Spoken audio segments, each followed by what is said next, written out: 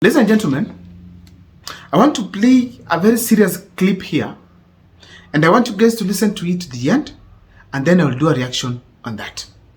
Na ulisema kwamba kumtoa rais itakuwa vigumu. Si ngumu. Ngumu sana. Sisi ni team two term. When you listen to that gentleman, I've been following him. He's a very staunch supporter of President William Ruto. Now, he has made very valid points there. I want to take this opportunity to ask you one simple question before I proceed. What do you think will make you go to the ballot very early in the morning, queue, and then cast your vote against President William Ruto's presidency? I mean, in simple terms, why will you deny William Ruto the second chance in 2027? Please, on the comment section, share with me. On this particular video, I want to give an answer to that gentleman on why people want William Ruto out in 2027, or even before if they had the ability.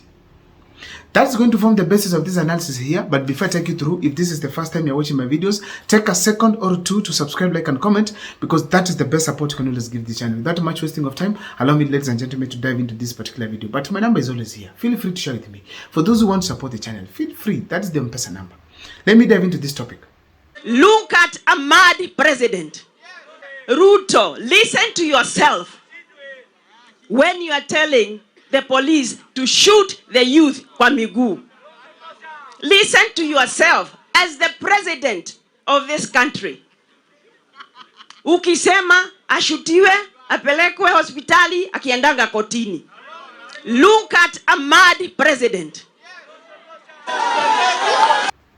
Number one thing that is going to take William Ruto home, it's the extrajudicial killings that has become very common in his regime. It started from Rex Masai. All through, in all demonstrations, people have been killed. It could be the mistake of the police officers. But the motivation William Ruto is giving them, by saying the police officers did their best, it is what Kenyans hate most. The carelessness that William Ruto has portrayed in this kind of a scenario, to an extent where someone has been killed, you come out and say, now shoot them in the legs, don't shoot their heads, don't kill them.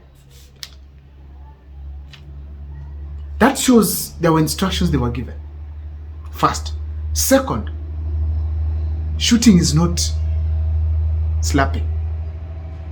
Third, it was not the thing to say when people are mourning, when Kenyans are crying, when youths are saying, we've lost some of us. It wasn't the statement the president was supposed to make. It takes me back to 2024, June 2025. It takes me back to 2024, June 25th. Where William Ruto, after people have been killed on the floor of Parliament, especially along the Parliament Road, brains all over, then some destruction occurred in Parliament. William Ruto saw the destruction of the Parliament side, but he did not see the killing of Kenyans. He came out and said, those criminals. How did the youth of this country feel? We do have someone who cares about our lives. In such a scenario, when you connect it to what William Ruto referred to as shooting in the legs, you're able to tell who is William Ruto.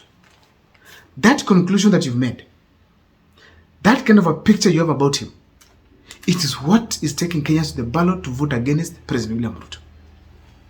Number two, abductions. Most of us, young Kenyans, we've been reading in the books that during Moi's time and Kenyatta, people used to be abducted, especially during Moi's time. Abducted, taken to Nyawe, torture chambers. That's what they used to call them. Then I asked myself, these things, we were getting them in the books. Then William Ruto, in his regime, people were being abducted on broad daylight. Alfred Keter, with his family from church, in front of his kids screaming, he was pulled out of his car, put in another one by civilian police officers, taken for days without knowing. No one knew where he was. And a broad daylight abduction. A broad daylight abduction. Billy Mwangi was picked up when he was going to Kinyozi, taken for days. An abduction. Popularized across the country. People knowing that Billy Mwangi, a 21-year-old Gen Z, has been abducted. Nicholas Muteti, something like that. Or maybe someone, Muteti, was taken from an M-Pesa shop, dragged by some people to a white pro box. Just like that. People could see this on clips. In mainstream medias, international medias, people could see abductions taking place. That picture that William Ruto with his regime now through the abduction, they created in Kenya's minds. It is what is taking people at the ballot to vote against him. One of the major things that William Ruto promised the people of Kenya is the cheap fertilizer. Ladies and gentlemen, about 50,000 bags allegedly were sold to Kenyans at 2,500, but upon opening these bags of fertilizer, it was fake cement that is colored. It spread across like fire. No apology. So far, no prosecution. It might not have happened again. But for those that it happened to, they never forget that. Hence, meet them at the ballot. Another thing, ladies and gentlemen, it is commercialization of events. Listen to this. Wakenya, nataka mshikanishe hii mambo na mshikanishe vizuri. Go to today's Daily Nation, page 7. Utaona picha ya Kimani Ichung'wah. A legislature eyes housing boom with shares in mortgage firm. Kimani Ichung'wah amenunua shares moja 18 million, over 18 million, 900 and something shares worth around 138 million. Watu wanaweza sema wewe uko na wivu. Kwa nini unashangaa akinunua shares? Mimi sina wivu. I want you Kenyans to connect some dots that is going on. Housing finance, it's a government parastatal. Housing finance ndio ilikuwa imekuwa mandated that hizi all other parastatals zenye zitauzwa through the housing finance. Now housing finance, Ichung'wah is buying like entirely all the shares. Sijui kama mnashikanisha hii mambo. Number 2, serikali inajenga kitu inaitwa affordable housing. Affordable housing zinastahili ziuzwe through the housing finance. Na Kimani Ichung'wah is buying over 18 million shares of the housing finance. Wakenya msiposhikanisha what is going on in this country, I'm telling you this country will not stand even a day. He's not just buying the shares in the housing finance. The web ya kununua all the other parastatals, the web ya control all the affordable housing zinajengwa imelala hapo, and the guy is buying all those shares. Na usdan maybe anafanya hivyo peke yake. Go and read that paper and then try to connect all the dots. That's why we came with this wembe, so that we can be able to be connecting on behalf of Kenyans what is going in this country. Hata ukisikia tunaongea na we will be having days tunaongea na Kiswahili so that you can understand these things. My friend, this country yani mature dealers and everything is going down. You can take that to the bank. That is a connection in relation to the housing levy, where allegedly Kimani Ichung'wah is now going to buy shares so that he can directly benefit allegedly from what is happening in the housing project. Such a kind of a commercialization of projects in the country it ends up troubling Kenyans. In that Kenyans to pay for housing levy to go and construct houses. Instead of the houses being given for free, they are sold. Instead of the money benefiting Kenyans, it's benefiting Kimani Ichung'wah, allegedly, the way it was said there in that clip. That is what will take Kenyans to the ballot to vote against President William Ruto. And most of you here can think Kenyans are not aware. Oh God, go to the villages, ask them about Ruto. They'll tell you about ushuru, abductions, extrajudicial killings, fake fertilizer. Ladies and gentlemen, taxation has been introduced across.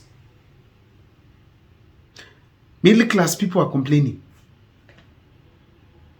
I was giving an example before of a teacher who has been just employed, maybe 2 years in office, in service.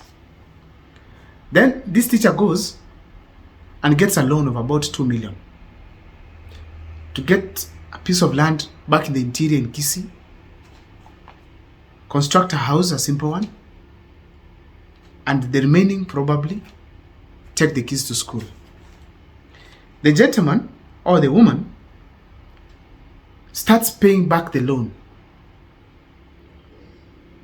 And I guarantee you, it's not a cheap amount that he's paying every month in form of a loan that he borrowed to develop himself. Then this person elects William Ruto into power with a bottom-up economic model in mind, so that this teacher can have more opportunities to make more money so that he can easily pay the loan. But now, William Ruto comes and tells this teacher, no, the house you just built, put it aside first. Now, you have to pay some more money for us to go and construct a house elsewhere. And that house, you're going to own it. Then they changed tune, it's now going to be a saving. At some point, it now became officially a tax. Ladies and gentlemen, as we speak today, this teacher who is paying for a loan that he built his house with, and the same teacher paying for housing levy. What do you expect that teacher to think of when he's at the ballot to make a choice?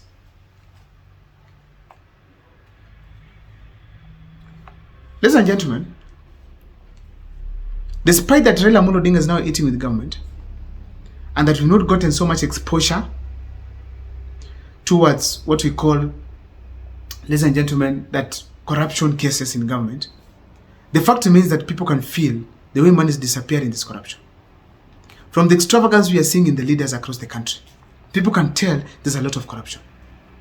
And to make matters worse, these things are being done on broad daylight. I was doing a video certain times back.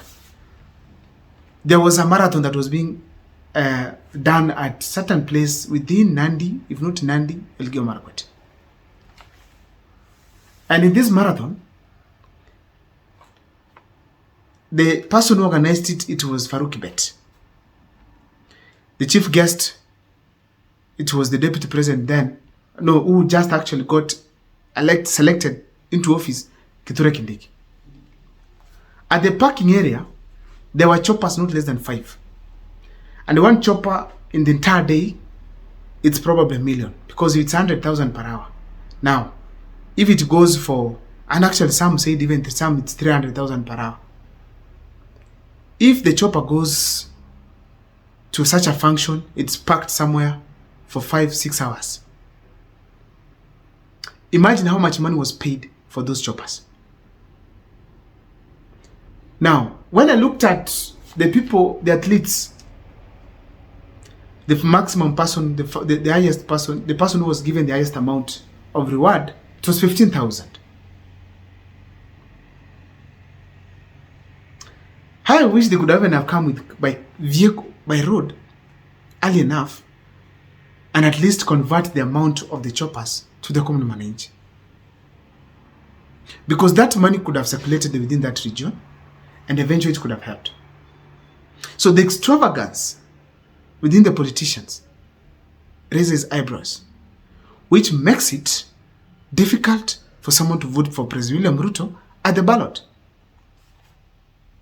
I don't know what's your take about the comment section. Feel free to share with me. See you next time for more videos.